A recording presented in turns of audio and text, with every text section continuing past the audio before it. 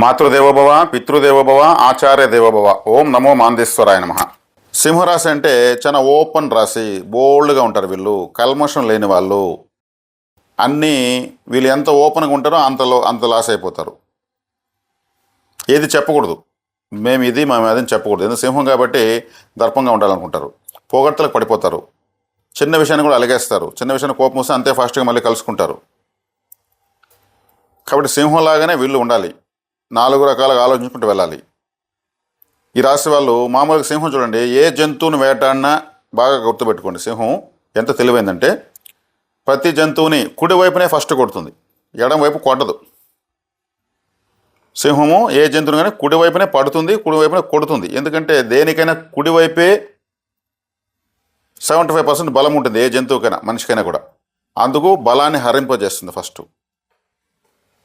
అంత తెలివైంది సింహం. అలాగే వీళ్ళు కూడా అంత తెలివిగా ఉంటారు కూడా. కానీ పొగుడుతూ ఉంటే వీళ్ళు పడిపోతారు. వీళ్ళు పొగడతా బలము బలహీనత పొగడతా. కాబట్టి వీళ్ళు కులదేవత ఆరాధన ఎంత ఎక్కువ చేస్తే అంత సక్సెస్. అది ఏలినాటి శని ఉన్ని, అష్టమ శని ఉన్ని, అర్ధాష్టమ శని ఉన్ని, ఏమన్నా ఉన్ని, గురుబలమే లేకపోని, ఇంకేం ప్రపంచంలో ఏమీ లేకపోని కులదేవత ఆరాధన చేస్తే సింహరాశి వాళ్ళు success. First point. Second point, నవగ్రహాలు బుధగ్రహాన్ని బలపరిస్తే వీళ్ళు సక్సెస్. ఈ 2 పాయింట్లు అంతే. ఈ 2 పాయింట్లు చాలు.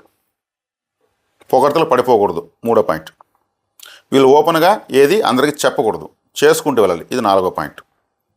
ఈ 4 పాయింట్లు సింహావలోకంలాగా వీళ్ళు ఆచరించుకుంటే వీళ్ళు సక్సెస్. ఇప్పుడు చెప్తున్నటువంటి సంవత్సర ఫలితాలు ఇవన్నీ కూడా నామకే వస్తాయి. ఎందుకంటే జీవితాన్ని నిలబెట్టేటువంటి పాయింట్లు ఇవి.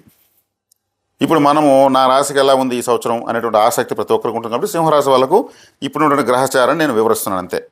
వీళ్ళకి జీవితాన్నే నేను చెప్పడం జరిగింది. కాబట్టి సింహరాశి వాళ్ళు బుధుడిని ఎందుకు బలపరచాలంటే, బుధుడు ద్వితీయాధిపతి, లాభాధిపతి. అత్యంత శుభగ్రహం బుధుడే వీళ్ళకు. అంటే డబ్బులు ఇస్తాడు, లాభాలు ఇస్తాడు, మేధస్సుని ఇస్తాడు.